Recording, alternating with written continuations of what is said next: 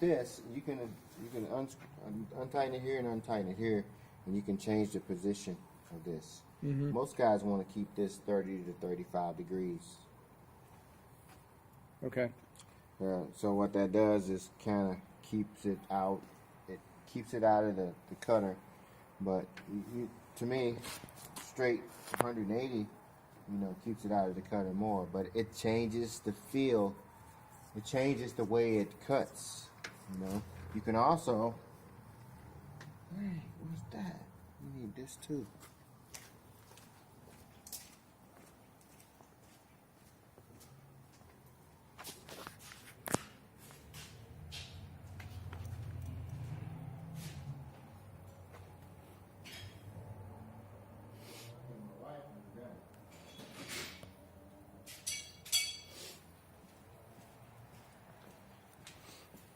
You can also, I gotta get that up. Yeah, I did that too. You can also loosen this up. All right.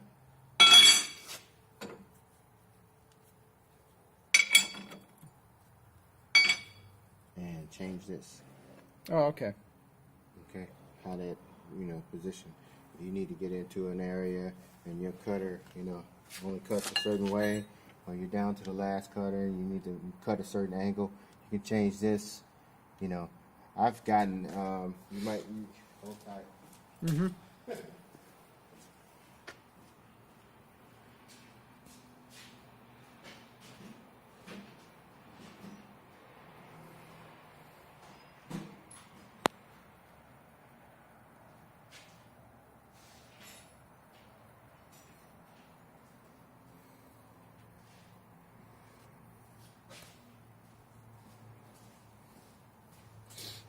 Here's the center drill. Oh, okay. That's what center drills look like. Yeah. They're stubby, so they won't bend. Yeah. They break easy though. Now, this one only had one end. Like you can have that one. Okay. Okay. Is that okay? Is this one broken? Yeah. Oh, yeah, okay. it's broken. I'm sorry. Oh, that's fine. I was just using it for the pin part. Okay. These are those pins. All right. You might want to get you a set of these.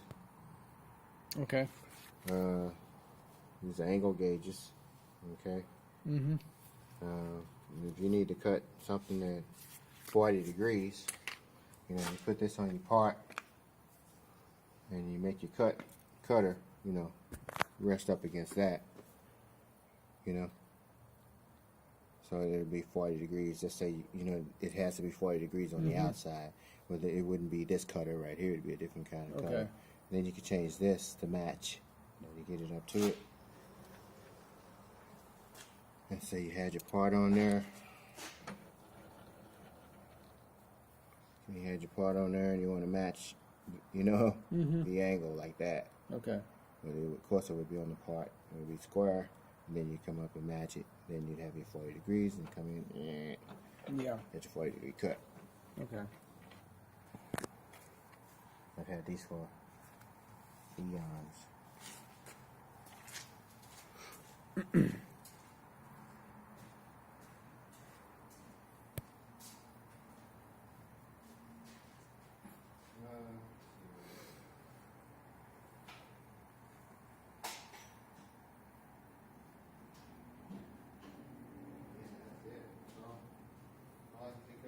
Oh, no. I'm going to show you this tail stop. There's a screw. Oh, man. There's a screw right here Okay. that you can push the tail stop that way or make it come back this way. Screws on the other side too. Yeah, no. You just had it's just Just one. that This one. is That the only pulls one it, adjusts. goes- Yeah, pulls yeah. and pull, pushes and pull. But make sure it's all loose. This right here tightens this, so it won't go forward, so you know, or back. But you don't want that tight most of the time, so you can move it. But you just wanted that to stay. You didn't want it to come back. You can lock that in. It ain't going nowhere, and you make sure that's locked in too. And you could put, does this use like an R8 collet where you could put a drill on it? And This is not an R8 taper. no, No, it's got its own. this guy's own taper. They do make tools that fit in there Yeah. that probably can adapt to that R8. Do you have anything? I Have don't you ever have done any. anything like that? No, I've never No. used it.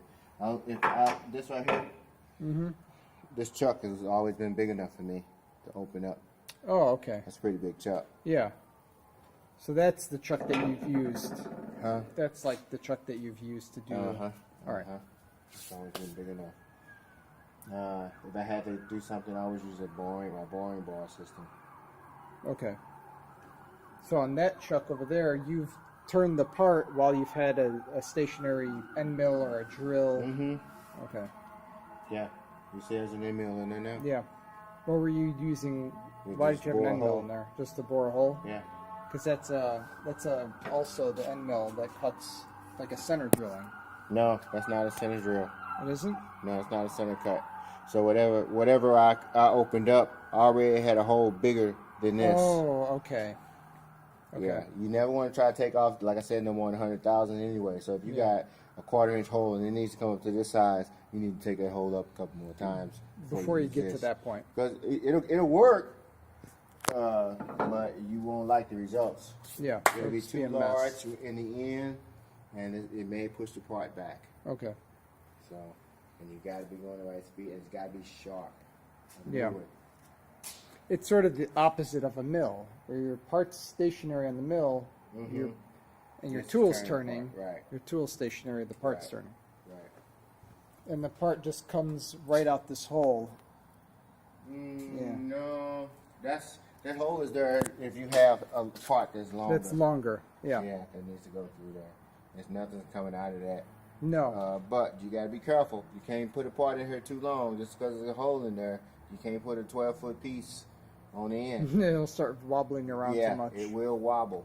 Yeah. And it'll bend the part on the end. Okay. Won't. Yeah. It'll bend the part, whatever it is. And it vibrates. It's noisy. It's nasty looking. It's Mm-hmm. you can't. If it sticks out about this far, you're okay. But if it sticks out, yeah, too much. Yeah, that's not good. Yeah. So, this thing is only so big anyway. Yeah, it's only whatever it Like is. 2.5 inches. Yeah. So 2 1/4. And this, I've done that before, man. I got a long part, long piece. And Yeah. it works for a second or two. It's gonna be okay. It's gonna be okay. I keep my hand on it. It's gonna be okay. Mhm. Yeah, no. It's not. Okay, let me turn it off. Cut that off. Any other adjustments or any other gears or knobs or whatever on this machine? Nope. I think that covers all of it.